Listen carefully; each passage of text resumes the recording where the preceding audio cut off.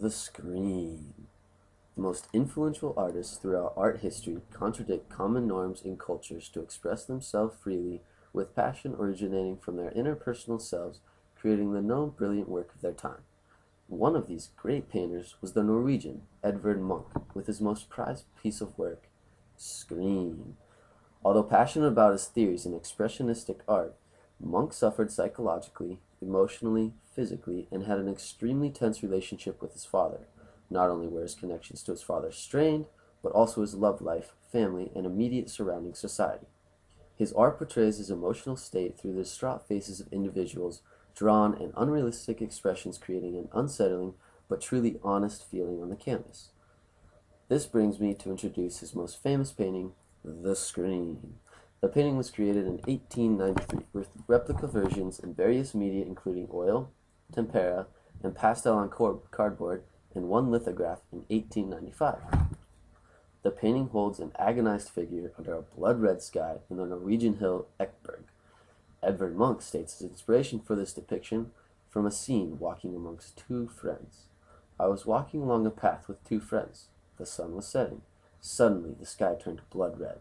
I paused, feeling exhausted, and leaned on the fence. There was blood and tongues of fire above the blue-black floor and the city. My friends walked on, and I stood there trembling with anxiety, and I sensed an infinite scream passing through nature. The blood-red sky had become from the volcanic eruption of Krakatoa in 1883. The ash that was ejected left a reddish tint in the sky from November 1883 to February 1884, in which Munch captures with great red shaded streams. The cry of nature follows the mulch of gray, toxic ash, covering every outdoor surface with an inch or two that Munch is trying to express in the scream. There's a dispute among scholars who say, contrary to the eruption, the agony scene could have been the slaughterhouse and madhouse located close to the proximity.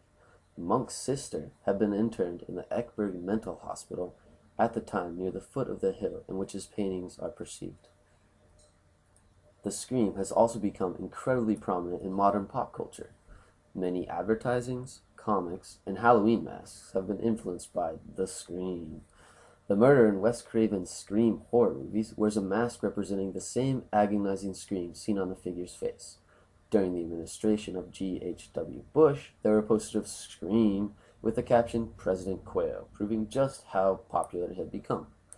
In August 2006, Master Foods USA began using ads with the Scream for the returning of paintings on each M&M candy bag they sold for a month. The reward was offered at $2 million and shortly following returned, but would not be honored until authenticity was proven. The Scream has been stolen multiple times from museums around the world. On February 12, 1994, 4 men broke into the National Gallery and stole its version of Scream, leaving a note saying, "Thanks for the poor security." In March, Norwegian police set up a sting operation with assistance from the British police and recovered the painting undamaged on May 7, 1994. Another version of Scream was taken from the Munch Museum, along with Munch's Madonna, by masked gunmen during daylight hours. Fortunately, an unidentified bystander was able to capture the thieves on camera taking the painting. In 2006, 3 men were convicted and charged with 4 to 8 years in prison. 2 other men were convicted in order to pay $117 million to the city of Oslo. Both paintings had been under the impression they were burned by the thieves to destroy evidence. The Munch Museum was closed for 10 months after, including a $60 million security overhaul. Then, on August 31, 2006, the painting was recovered in better than expected condition and restored to the Munch Museum. There is little damage to the Madonna's arm, which has been fully restored. Also, Scream had moisture damage to the lower left corner and may never fully recover, but is still displayed with its full integrity. Other works by Munch, with much less popularity, but as much integrity for Munch's effort, are Death in the Sick Room, The Dance of Life, Vampire, Lady from the Sea, Ashes, The Sick Child, Death of Marat, and August Strindberg. The Death in the Sick Room is of his younger sister, whose attending doctor has spoken and lost hope for her life. The picture shows pure depression and hopelessness from the puke shades of green represented on the back wall. All the family members are congregated near the front of the scene to console each other, while Monk stays behind, alone in a corner. This may portray more of his lonesome and depressed relationship with his family members. The sister near death has been his most favored and loved. It's not the depiction of his younger sister dying on the bed that makes this painting such a good piece. The atmosphere in which he creates the moment in time captures the effect of the death to him and to his family. He shows how death is so saddening, and in colors and expressions. Everything in the picture conveys death, exemplifying how great an artist Monk and his ability to capture the pure senses and feelings of those in agony and pain. The painting, originally named Love and Pain, but now known as Vampire, was one of great stress from Monk's expression of love. It was misinterpreted as vampire from its stylistic theme and content by Stanislaw Przewalski. I believe that's how it's pronounced. The painting is assumed to be Monk looking for comfort from his unsuccessful lover, Jewel. It could also convey a message that the woman is dominating the male, giving it the vampire context. Monk created this painting ambiguously to express the relationship between the happiness of falling in love and getting hurt. The painting can either be looked at as tender and loving, or as the woman dominating the vulnerable man in his helpless state.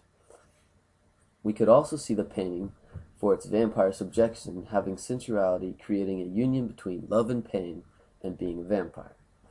The dance of life is seen as the connections between different ages. This setting is at its celebration in his native country, Norway. The women, in white, looks like singles symbolizing virginity and purity, as the woman to the right, wearing black, stands in jealousy, eyeing the dancers with hate representing loss of attention with old age. As the couple in front of them is enjoying the merriments from love and loving and being loved, they stand back alone, involved in their own world.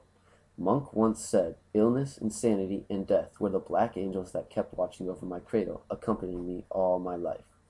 In the painting, The Sick Child, Monk is kneeling at his sister's side in great distress as she suffers from tuberculosis.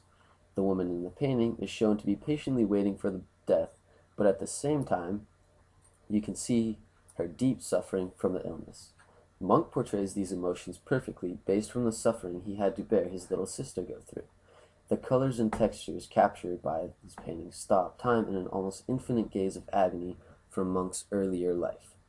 Other expressions from his life are seen in Ashes, another of Monk's desperate paintings to portray the depths of love and its helplessly rendering to incapacitating effects. The most prominent evaluation of Ashes to me is that there is an endless love between the couple that cannot be shown to others. The background setting of a forest isolates them, even though the woman has great distress and sorrow wrought into her face. Despite her state, the man is turned away, ignoring her seduction and giving in to the fact that their love cannot be. Monk had a hard time with his relationship and love, which is probably why he can portray these feelings so well. Much of Monk's work revolved around women and the persona they carry around men. In Death of Marat, Jean-Paul Marat, a bloodthirsty radical, is murdered by Charlotte Corday.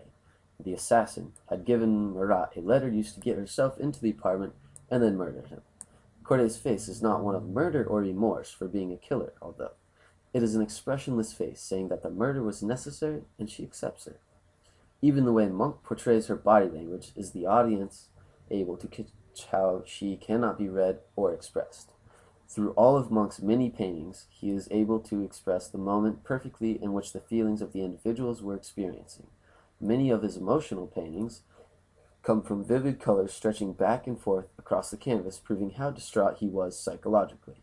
Yet, in other paintings, he is able to stress the importance of expressionism and of how well colors can express the new era. His form of painting was looked at and discussed by much of his family and most of the community. Even though his father continually expressed his hatred towards Monk's new career, he persisted to do what he loved.